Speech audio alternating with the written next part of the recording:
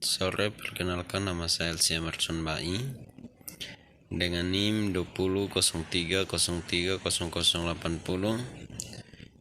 kelas C semester 2. Di sini saya akan mereview buku ke-6 Perubahan Sosial Budaya. Langsung saja kita ke materinya. Yang pertama, diri dalam data. Tentu saja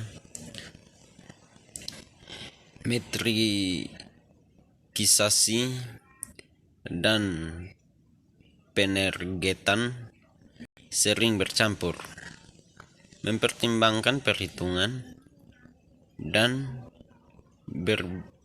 berbasis metrik. Di samping penggunaan penergetan berdasarkan informasi menghasilkan serangkaian pernyataan. Salah satu dari rangkaian pernyataan ini menyangkut gagasan tentang kedirian dan pembuatan orang. Dengan kata lain, fitur yang lebih luas dari kami, lingkungan yang terhubung secara padat dan kaya, data menimbulkan pertanyaan untuk bagaimana identitas terbentuk dan bagaimana kita memahami diri kita sendiri dan yang lain. Seperti yang kita bahas dalam buku ini, aspek kunci dari ini adalah intervensi otomatis yang dibuat dalam ingatan dan biografis oleh sistem yang ditargetkan ini. Seperti yang kami tunjukkan, secara aktif mengkategorikan konten sebagai kenangan dan kemudian memberi peringatan mereka untuk nilai dan utilitas relatif mereka. Dan yang kedua adalah rekayasa kenangan melalui fitur turback de kasus memori Facebook. Sebagian besar penggunaan media sosial mungkin pernah mengalami masalah sosial media, ingatan, bahkan penggunaan media sosial yang jarang mungkin telah menemukan konten seperti itu.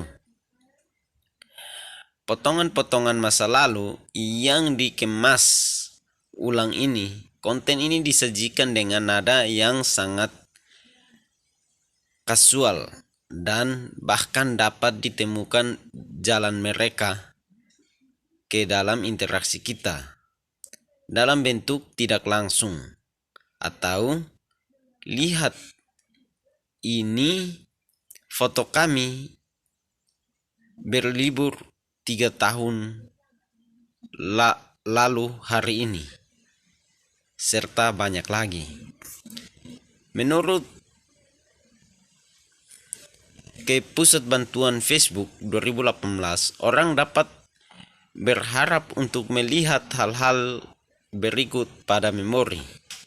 Postingan yang pertama adalah postingan Facebook Anda, dan yang kedua postingan di Facebook yang menandai Anda peristiwa besar dalam hidup. Yang ketiga, yang keempat, ulang tahun pernikahan Anda, atau jika Anda telah menambahkannya ke profil Anda. Kelima, saat Anda menjadi teman di Facebook dengan seseorang. Keenam, saat Anda bergabung dengan Facebook. Ketujuh, foto dari roll kamera perangkat seluler. Dan yang ke-8, rekap dari bulan atau musim lalu. Ini yang ketiga, melubangi masa lalu. Setelah secara singkat memperkenalkan logika yang mendasari sosial fitur memori media di bab 1. Kami bertanya dalam hal ini, bab komponen apa yang dapat dikatakan menjadi kunci dalam menentukan klasifikasi memori di Facebook memoris.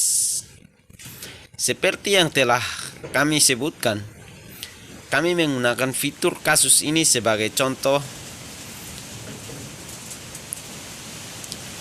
pola dasar dari berbagai fitur memori yang terlanjur akan didirikan di seluruh platform media sosial dan sedang tertanam ke dalam smartphone juga. Pertanyaan di sini adalah,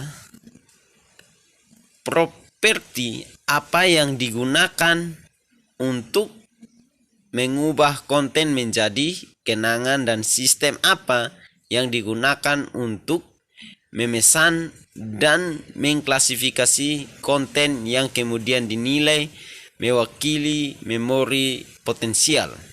Pertanyaan ini membuka ruang untuk berpikir kritis tentang cara-cara yang proses klasifikasi di media sosial menghasilkan. Visi dari kita sendiri, orang lain, masa lalu, sekarang, dan masa depan.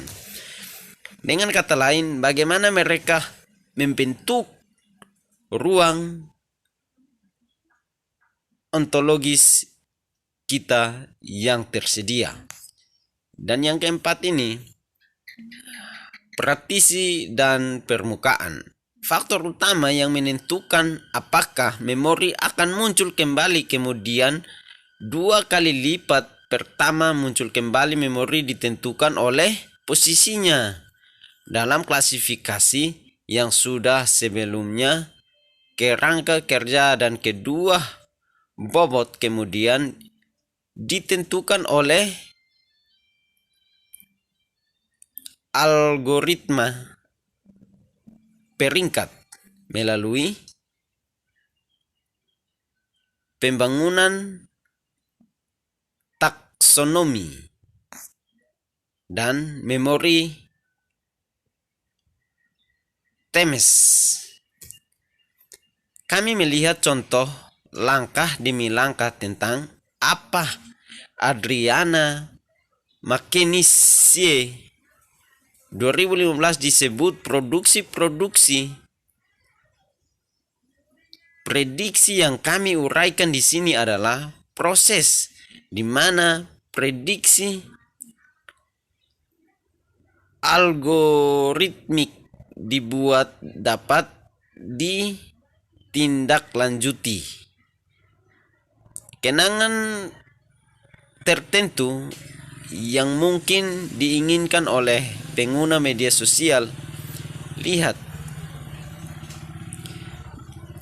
memperhatikan pentingnya klasifikasi McKinsey 2015-433 berpendapat bahwa prediksi tergantung pada klasifikasi dan klasifikasi itu sendiri mengandalkan keberadaan kelas dan atribut yang mendefinisikan keanggotaan kelas. Kami menemukan persis ini. Terima kasih. Inilah review saya. Sekian dan terima kasih.